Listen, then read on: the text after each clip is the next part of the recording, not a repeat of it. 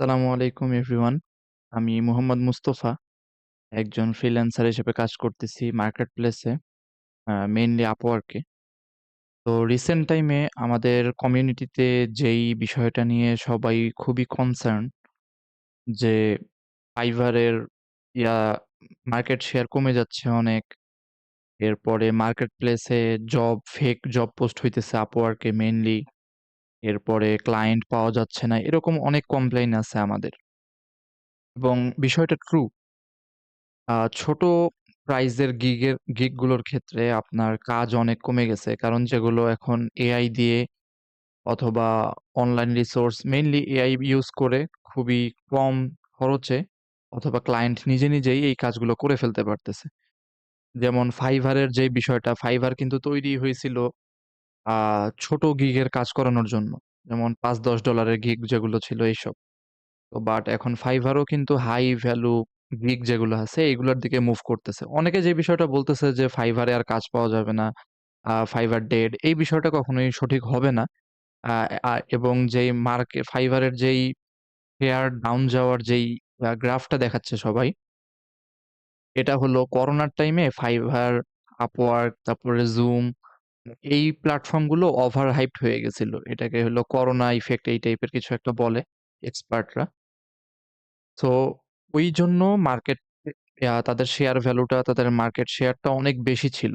But করোনার পরে যখন অফিস খুললো, সবকিছু নরমাল হইলো, তখন বিষয়গুলো দেখা গেছে যে আপনার ধীরে ধীরে নরমাল হয়ে গেছে এবং ওই সিচুয়েশন থেকে আমরা যদি চিন্তা করি অ্যারাউন্ড ২০২৩ এ ২৩ বা ২৪ থেকে যদি আমরা দেখি, ২৩-২৪ থেকে এখন এআই আসার পরে যতটা ডাউন গেছে Fiverr এর মার্কেট শেয়ার, এটা কিন্তু খুব বেশি একটা না। বাট এটা ট্রু যে ছোট ছোট কাজ, বিগিনার এন্ট্রি লেভেলের কাজগুলো আ এখন আর মার্কেট প্লেসে ওইভাবে পাওয়া যাচ্ছে না এবং ফিউচারে এটা পাওয়াও যাবে না। তো মার্কেট প্লেসের বিকল্প হিসেবে যেই কাজটা আমরা অনেকেই চেষ্টা করছি হয়তোবা এর আগে বাট আল্টিমেটলি একটা রেজাল্ট আনতে পারি নাই। সেটা হলো যে আউট অফ মার্কেট প্লেস থেকে নিজের পার্সোনাল ব্র্যান্ডিং এর মাধ্যমে অথবা কোল্ড ইমেইল আউটরিচ করে অথবা মানে আরকি মার্কেট প্লেসে ডিপেন্ডেন্ট না হয়ে আমাদের ক্লায়েন্ট জেনারেট করা। যেন ক্লায়েন্টকে আমরা আমাদের ইচ্ছামত চার্জ করতে পারি। তাদেরকে আ একটা সার্ভিসের আমাদের যে ইকোসিস্টেম আছে বিভিন্ন সার্ভিস যেমন marketing service, web development service, designing service এই সবগুলোর আন্ডারে নিয়ে আসা পসিবল কিন্তু আউট অফ মার্কেট প্লেস এর ক্লায়েন্ট গুলোকে ইজিলি।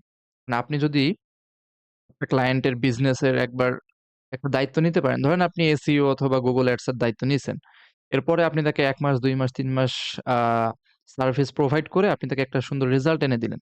এরপরে আপনি তাকে অবশ্যই অফার করতে পারেন যদি সেটা যদি দেখেন যে তার কম্পিটিটরস রা Facebook Ads রান করতেছে আ এবং অথবা তাদের ল্যান্ডিং পেজটা সুন্দর না অথবা তাদের GMB প্রোফাইল অপ্টিমাইজ করলে হয়তোবা আরো বেটার রেজাল্ট পাওয়া যাবে এবং এখন SEO র মানে mainly AI engine optimisation, AEO, GEO এগুলোর কিন্তু অনেক ডিমান্ড। আপনি এগুলা ধীরে ধীরে তাদেরকে আপসেল করতে পারবেন। মানে আপনি যদি একটা ক্লায়েন্টকে একবার আউট অফ মার্কেট প্লেস এ পান এবং তার ট্রাস্টটা গেইন করতে পারেন, এটা অবশ্য মার্কেট প্লেস এর ক্ষেত্রেও ট্রু ছিল। But out of market place এ আপনার হাতে কন্ট্রোলটা বেশি থাকতেছে।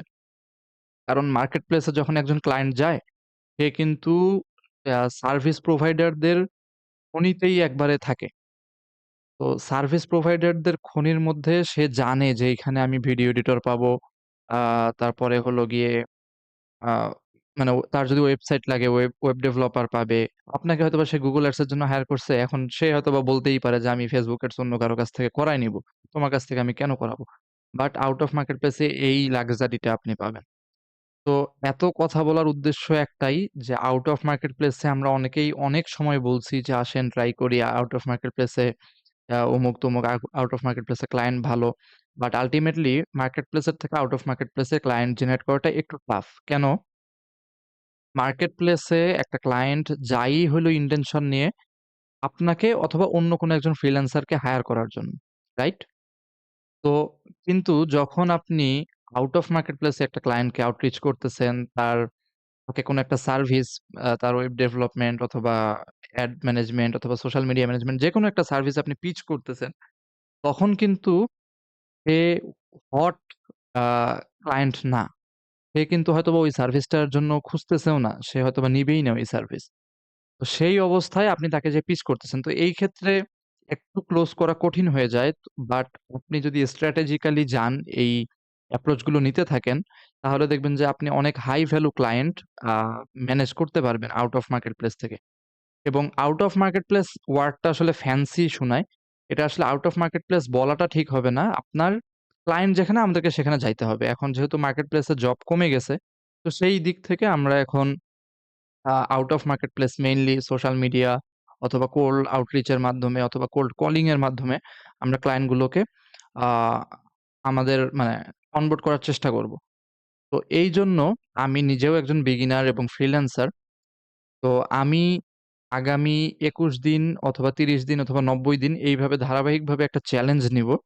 যেইখানে আমার টার্গেট থাকবে যে মার্কেট প্লেস ডিপেন্ডেন্ট আমি এখন মার্কেট প্লেস থেকে সরে এসে আউট অফ মার্কেট প্লেসে ক্লায়েন্ট জেনারেট করা। মানে আমার পুরা যে ওয়ার্ক ফ্লো আছে, আমার যারা আমার সাথে কাজ করে তাদেরকে যে কাজগুলো আমি দেই, সেগুলো মেইনলি মার্কেট প্লেসের এবং আমি নিজেও যেসব করি। এখন আমার মেইন ফোকাস হলো যে আউট অফ মার্কেট প্লেস থেকে একটা healthy amount of client generate করা। যেন আমি একটা মার্কেট প্লেস কখনো ধসে গেল যেমন Fiverr বা Upwork যদি নাইও হয়ে যায় বা আমার প্রোফাইল যদি ব্যানও হয়ে যায় অথবা খুবই কম্পিটিটিভ হয়ে যায়, তাও যেন আমি আমার আউট অফ মার্কেট প্লেস এর যেই লার্নিংস টা অথবা আউট অফ মার্কেট প্লেস এ ক্লায়েন্ট হ্যান্ডলিং এর যে স্ট্র্যাটেজিটা আমার থাকতেছে, এটা দিয়ে যেন আমি healthy amount of client generate করতে পারি এবং আমার বিজনেসটা যেন রানিং থাকে।